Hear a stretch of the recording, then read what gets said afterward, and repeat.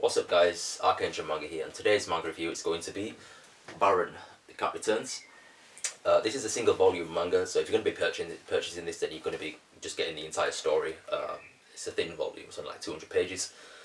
Now, as the title suggests, and as you've probably guessed already, Baron, The Cat Returns is the original inspiration for the 2002 Studio Ghibli film The Cat Returns, which just happens to be one of my favourite Ghibli films of all time. I guess could say it's in my top 3. So yeah, before I get into the story and the characters and things like that, I guess I could sort of share a few facts surrounding this manga. It's by a mangaka called Aoi Hiragi, and Aoi Hiragi has also written the manga Whisper of the Heart, which this is the, I guess you could say, spiritual sequel of. Now, I haven't read Whisper of the Heart, and I haven't seen the Studio Ghibli film from the early 90s that was adapted from it, but although this is the kind of sequel to it, it doesn't directly relate in terms of story. This is its own story, and the only sort of parallels that this has to Whisper of the Heart is the fact that Baron is, I believe, a minor character in Whisper of the Heart, but he returns in this as one of the central characters. So yeah, that is the relation between this and Whisper of the Heart. I believe this was written in the 1980s. I'm not sure exactly when this was published, but I believe it's somewhere like around that time. But yeah, Baron the Cat Returns centers on Haru. Haru is just an ordinary schoolgirl. She's part of the croquet team. I believe that's the name of the sport. And she's walking home one day with her school friend, and notices a cat wandering to the middle of the street into oncoming traffic. Saves him from being killed with her croquet racket. The cat thanks her and basically announces himself as the Cat Prince from Cat Kingdom.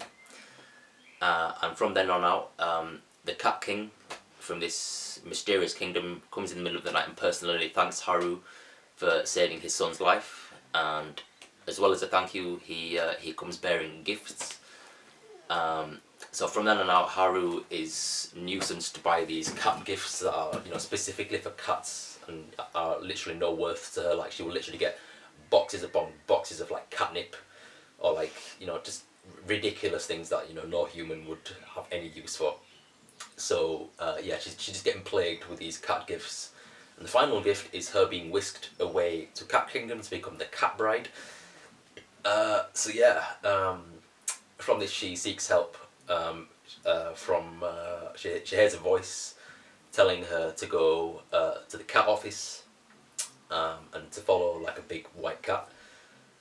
It's kind of similar to Follow the White Rabbit in Matrix, that kind of message. So yeah, she gets to the cat office where she meets Baron, obviously the titular character in the front, and he's assisted by Muta, who's this big fat tabby cat, and basically they have to prevent her from being kidnapped, taken away to the Cat Kingdom and becoming a cat bride against her will. So yeah, it's a fantasy adventure in that respect with a little bit of comedy in it, and I really enjoyed it. For the short read that it was, the only sort of like I said, the only differences between the manga and the anime, certain character designs. I would have to say that I do prefer the anime film adaptation to the manga, because that was sort of my first experience with it, and I do think that the film executes the story a lot better than its original counterpart, funnily enough. One thing that's different in the manga is the Cat Prince, Prince Loon. In the film, he's a lot more suave and very, he exudes that sense of royalty, whereas in the manga he just kind of comes across as just like a normal alley cat with like an earring. I believe he does have an earring in the film as well, but he's much less refined in the manga, and he doesn't exude that sense of royalty, like he really belongs to nobility. So I'm glad that they kind of switched that around for the film itself. Other other differences is in the, I believe in the film, the Cat Kingdom. I can't exactly remember if it's like sphere shaped or if it's just flat. Because in the manga, it's like a sphere. It's really odd to describe, but in the manga, it appears a lot smaller than it does in the film, and as I remember it, because it's been quite a few years since I've seen the film now, so I would have to obviously see the film again to kind of recollect my memory and, you know, see definitely, like, you know, the differences between it. But yeah, you know, subtle differences, but more or less parallel to each other. It would have been nice, I guess, if Studio Ghibli had, you know, changed a few more things, but Hayao Miyazaki isn't known for really, I guess, you know, veering away from source material, with the exception, I guess, of the Nausicaa film, which he says he was very disappointed with. But obviously that's for a different review. Baron the Cat Returns. There isn't really much to talk about because it's such a short read. The pacing is quite nice, you know. It didn't feel like I'd read something short, if you know what I mean. It felt like I was reading something a lot longer, because you kind of get to know the characters, and, you know, the characters are very endearing.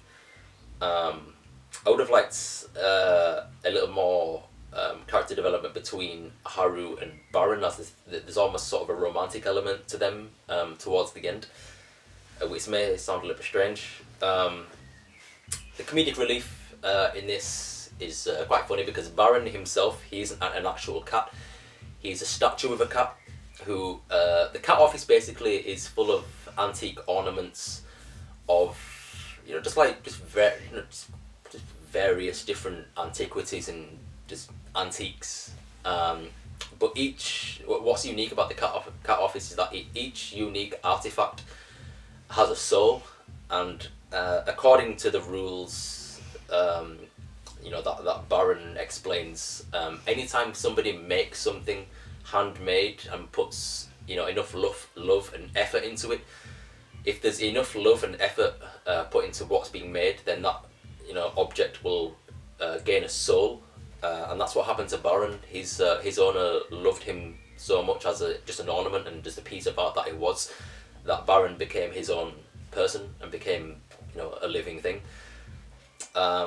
And, you know, I think that's a really interesting concept. I wish that would have been more expanded upon, because the screen time, well, not screen time, you know, the scenes in the manga, you know, that feature the cat office, and, you know, the amount of time spent in the cat office is very limited. You know, taking into account, you know, how important a factor it is in the story. So, you know, I wish that would have been expanded upon, even if, you know, this was a longer series, maybe, you know, 2 or 3 volumes at least. So yeah, that's Baron. Muta, who is Baron's counterpart, like his sort of ally, is a real cat, but has been exiled from the kingdom of cats for crimes previously committed, because he's a big tabby cat, you know. He's deemed in the cat kingdom as like a terrorist of sorts, and works as sort of Baron's, you know, sort of strength and bodyguard. There's also another character that accompanies Baron, but he's rarely seen in the manga, a crow, whose name escapes me, who is basically just there for travelling. They use him basically to get to the cat kingdom. So yeah, I believe this is a shoujo. I'm not exactly sure. I couldn't really find too much information on this manga online, other than, you know, places that sell it. I typed Baron the Cat Returns into Google and it just brought up a load of scanlation sites. There's not much information about it on Anime News Network or even Wikipedia on the Cat Returns film page. It just says, you know, that, you know, this is just a reference to, used as a reference to it being an inspiration for the film. So very little information about this exists from what I could find.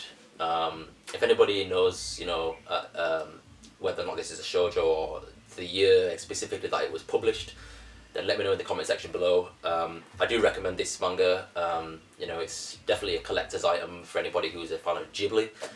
I believe this is the 3rd book I now own under the Studio Ghibli library manga imprint. This, my Nausicaa box set, and my Neighbor Totoro light novel. So yeah, you know, it's definitely good for a collector's item, and anybody who, like I said, is a fan of Studio Ghibli. The art style is the main thing that made me think that it might be a shoujo, because there are romantic elements in it, not just between Haru and Baron, but just between, you know, boys that exist in Haru's school life that I just briefly mentioned, and the big eyes and the kind of glittery sort of speech bubbles and things that are used in certain scenes when Haru is, you know, maybe in thought or has some, you know, inner dialogue kind of going on. It does come across as very shoujo-ish in that respect. Unfortunately, the sound effects aren't translated to the I guess you could say the quality that I would want. So I don't like when sound effects are translated and then there's a really long glossary in the back, and that's how it does it with this. I prefer effects to be translated by just like a little annotation below the actual sound effect. I think that's the best way to translate sound effects, if you're not actually translating the sound effects themselves and editing the artwork. So yeah, the artwork is very good. You know, there's heavy use of screen tones, but it isn't overused to the point where the pages become crowded. It's used in moderation, I guess you could say.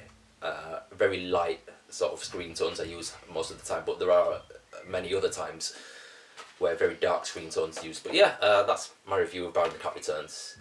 You know, go out and read it. So yeah, I liked it. ArchAngel Manga, signing out.